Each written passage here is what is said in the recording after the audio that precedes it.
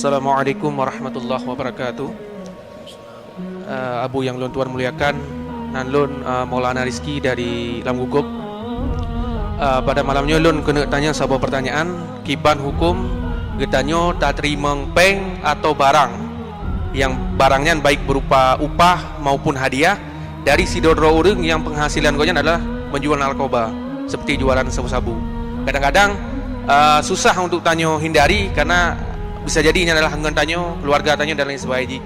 Apakah setelah terima ngan, jika memang hanya digunakan solusi jipu Abu, apakah harus terselekah atau kiban? Yang matang Bu, Assalamualaikum warahmatullahi wabarakatuh. Kemudian peng dari uang yang haram.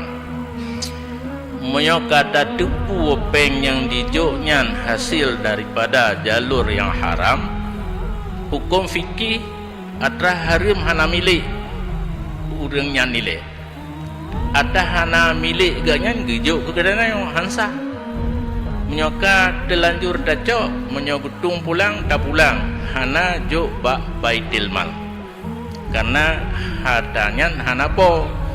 Dalam hukum fikih katanya harta hana po kembali kepada baitil mal.